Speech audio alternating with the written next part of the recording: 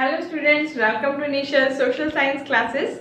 Today we will discuss our fourth chapter, that is money and credit, और उसका आज हम फर्स्ट टॉपिक डिस्कस करेंगे जिसमें हम डिस्कस करेंगे meaning of money and the characteristics of money and as well as money, how money acts as a medium of exchange. ठीक है, और इसके साथ साथ हम डिस्कस करेंगे what is barter system and what is double coincidence of wants and what are the drawbacks of the barter system. Okay, but before going to discuss this, please अगर आपने मेरे चैनल को सब्सक्राइब नहीं किया है तो उसको सब्सक्राइब कर लें एंड मेरी वीडियोस को लाइक शेयर जरूर करते रहें। Thank you students. So let's get started.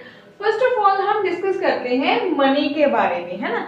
अगर देखो आप डे टू डे लाइफ में अगर देखो हम बहुत सारी ट्रांजैक्शंस ऐसी हैं जो कि मनी से करते हैं। ठीक है, तो वो कौन कौन सी ट्रांजैक्शंस हुई, लाइक डेली गुड्स अगर हमने खरीदनी है, इवन हमने शॉपिंग पे जा रहे हैं, कुछ भी लग्जरी गुड्स खरीदते हैं तो सबके लिए मनी को ही यूज करते हैं। एज वेल एज समटाइम्स क्या होता है कि हम मनी को ठीक है समटाइम्स हम डायरेक्ट उसी टाइम पे मनी पे नहीं करते बल्कि हम उधार ले लेते हैं, है ना, चीजों को, तो बाद में हम पे करते हैं मनी को। लेकिन देखा जाए तो आजकल जो ट्रांजैक्शंस होती हैं वो मनी से ही होती हैं। ठीक है, अब हम डिस्कस करेंगे कि मनी है क्या, इसको यूज कैसे करते हैं। ठीक है, और इसके साथ साथ ये as a medium of exchange कैसे एक्ट करती है।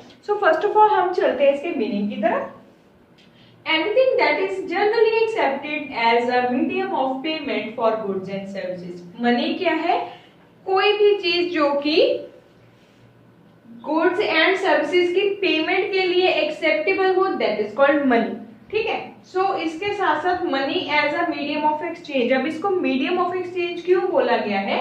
Because it acts as an intermediate in the exchange process. And अब तो आपको इंटरमीडिएट का मीनिंग भी जो है वो क्लियर हो गया हुआ, क्योंकि हमने sectors of the Indian economy में ये वर्ड यूज किया था, इंटरमीडिएट गुड्स। इसका क्या मतलब होता है? इंटरमीडिएट का क्या मतलब है? जो कि फिनिशिंग गुड्स या फाइनल गुड्स से पहले की चीजें। अब यहाँ पे जो मनी है, मनी एक ऐसी एक्सचेंज प्रोसेस में यूज होती है जिससे कि हम गुड्स एंड सर्विसेज को बाय करते हैं। That's why money as an medium of exchange act करती है और इसको इंटरमीडिएट बोला गया है। ठीक है, अब हम चलते हैं कि इसकी कैरेक्टरिस्टिक्स क्या है मनी की। फर्स्ट है कि money also offers economic freedom to the people. Money क्या प्रोवाइड करती है? लोगों को इकोनॉमिक फ्रीडम प्रोवाइड करती है। ठीक है, क्यों? इससे ही एक पर्सन जो है वो कोई भी गुड्स एंड सर्विसेज को बाय कर सकता है। Next is it is easy to store money. और मनी को स्टोर करना भी तो कितना इजी है। अब मनी के अलावा अगर हम कोई और चीजों को लें जिसको हम एक एक्सचेंज प्रोसेस में लेके आए तो वो बहुत मुश्किल होगा, है ना। जैसे हम गुड्स से एक्सचेंज करें तो गुड्स को संभालना रखना बहुत मुश्किल है एज कम्पेयर टू मनी, और मनी को स्टोर करना इजी है। ठीक है, next is it is easily acceptable. और ये इजीली एक्सेप्टेबल भी है, कुछ भी कहीं भी हमने खरीदने जाना है तो हम कुछ भी खरीद सकते हैं मनी के थ्रू। ठीक है, और सब जो है वो मनी को इजीली एक्सेप्ट भी कर लेते हैं। Next is it eliminate the problem of double coincidence of funds. ये डबल कोइंसिडेंस ऑफ फंड्स की जो प्रॉब्लम है उसको कम करती है, एलिमिनेट करती है। अब यहाँ पे क्वेश्चन राइज होता है कि डबल कोइंसिडेंस ऑफ फंड्स है क्या? जबकि देखा जाए हमने 1 मार्क के और इवन 3 मार्क का एक क्वेश्चन कवर किया है। 1 मार्क का क्वेश्चन आ सकता है what is money, define the meaning of money. उसके बाद how money acts as a medium of exchange, ये भी 1 मार्क का आ सकता है। What are the characteristics of money, तो ये 3 मार्क्स का क्वेश्चन हो गया। ठीक है, अब यहाँ से क्वेश्चन राइज होता है कि what is the meaning of double coincidence of funds. ठीक है, इसका क्या मतलब है? इसको समझने के लिए हमें समझना होगा पहले बार्टर सिस्टम। ठीक है, जब मनी नहीं थी, जब लोग मनी यूज नहीं करते थे तो उस टाइम पे क्या चीज थी जिसको लोग यूज करते थे? वो थी goods. The system of exchanging goods के थ्रू लोग एक्सचेंज करते थे। ठीक है, उसको बोलते थे बार्टर सिस्टम। ओके, अब इस बार्टर सिस्टम के अंदर एक सिस्टम था डबल कोइंसिडेंस ऑफ फंड्स। ठीक है, ये क्या है? देखो इसमें क्या था, mean both parties buyer and seller have to agree to sell and buy each other commodities. अब इसमें क्या है, बार्टर सिस्टम में डबल कोइंसिडेंस ऑफ फंड्स का होना बहुत जरूरी है। क्यों? अगर बायर एंड सेलर दोनों हुई एक दूसरे की नीड्स को पूरा कर पाएंगे तभी वो एक दूसरे से एक दूसरे की जो कमोडिटीज है वो खरीद या बेच सकेंगे, ठीक है। सो यही यहाँ पे दिखाया गया है कि इसका मतलब है बायर एंड सेलर दोनों ही एग्री होने चाहिए एक दूसरे की कमोडिटी को बाय करने के लिए या फिर सेल करने के लिए, ठीक है। सो इसीलिए यहाँ पे ये जरूरी है इस केस में, in the case of double coincidence of wants. अब इसको एग्जांपल के थ्रू समझते हैं। Imagine a shoe manufacturer who wants to exchange shoes. अब इमेजिन करो एक शू मैन्युफैक्चरर है जो कि शू को एक्सचेंज करना चाहता है, उसकी जगह व्हीट लेना चाहता है। तो उसको क्या करना पड़ेगा, वो मार्केट में जाएगा, ऐसे फार्मर को ढूंढेगा जिसके पास व्हीट हो। लेकिन सिर्फ यही काफी नहीं है कि उसके पास व्हीट हो, उसके साथ साथ उस फार्मर को शू की भी जरूरत हो, तभी वो शू को एक्सचेंज करके व्हीट ले पाएगा वही जो शू मैन्युफैक्चरर है ना। अदरवाइज तो शू मैन्युफैक्चरर के लिए व्हीट खरीदना बहुत मुश्किल हो जाएगा। सो अब वो क्या देखेगा कि यहाँ पे हमने पढ़ा था कि imagine a shoe manufacturer who wants to exchange shoes for wheat without the use of money, it would be much more difficult for him. और ऑब्वियसली ये उसके लिए बहुत मुश्किल होने वाला था, क्योंकि यहाँ पे वो मनी नहीं यूज कर रहा है as a medium of exchange.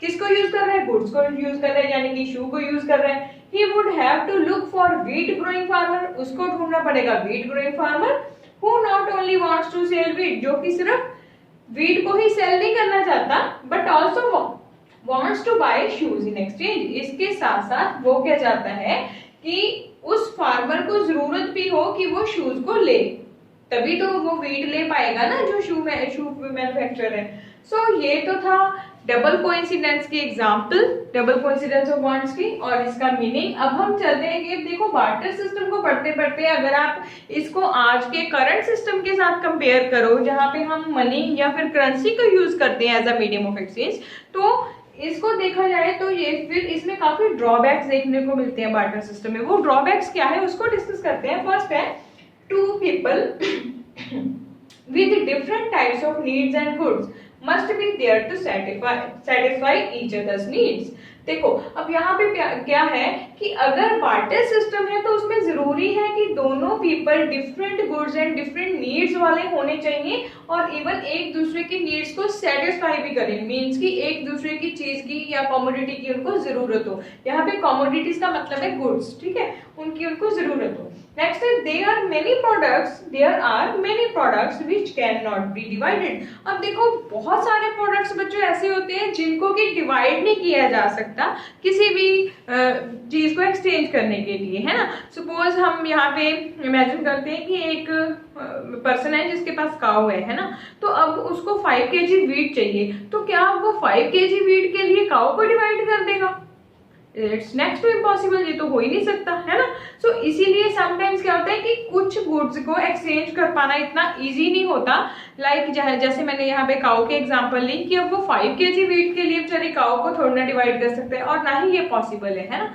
So next है, valuation of goods is very difficult. Sometimes goods की वैल्यूएशन बहुत ज्यादा डिफिकल्ट हो जाती है। मींस कि हम कोई गुड लेना चाहते हैं लेकिन उसके बदले में जो गुड हमारे पास है उसकी वैल्यू उससे कहीं ज्यादा है, तो इसीलिए उसको एक्सचेंज कर पाना बहुत मुश्किल हो जाता है। आप जैसे आप इसको एक एग्जांपल के थ्रू समझ सकते हो। एक कार मैन्युफैक्चरर है जिसके पास टेक्निकल स्किल्स हैं, इक्विपमेंट्स हैं कि वो कार बना सकता है, लेकिन उसके पास इंसेंटिव नहीं है इसके लिए। इंसेंटिव मींस कि जैसे कि अब उसको अगर अपने डे टू डे लाइफ में ये फूड्स, क्लोथ्स, है ना, बहुत सारी ऐसी चीजें चाहिए, लेकिन क्या इसके लिए फिर वो अपनी कार दे दे?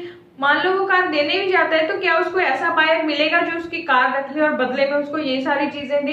और फिर ये सारी जो चीजें हैं जो डेली लाइफ की, वो उसकी कार की वैल्यू से तो ऑब्वियसली थोड़ी कम ही है, तो वो कब जाके वैल्यू उसकी पूरी होगी कार की, है ना। सो इसीलिए समटाइम्स क्या है, वैल्यूएशन ऑफ गुड्स जो है वो भी बहुत डिफिकल्ट हो जाता है। Next is barter system is time consuming. अब ये सारी सिचुएशंस को देखते हुए टाइम कंज्यूमिंग तो ऑब्वियसली है, बिकॉज इसमें क्या है कि अगर कोई पर्सन कोई चीज चाहता है तो वो अपनी गुड को बेचने निकलेगा तो उसको ऐसा बायर ढूंढना पड़ेगा जो कि उसकी गुड को ले और इवन उस बायर के पास वो चीज हो जिसको वो लेना चाहता है ना।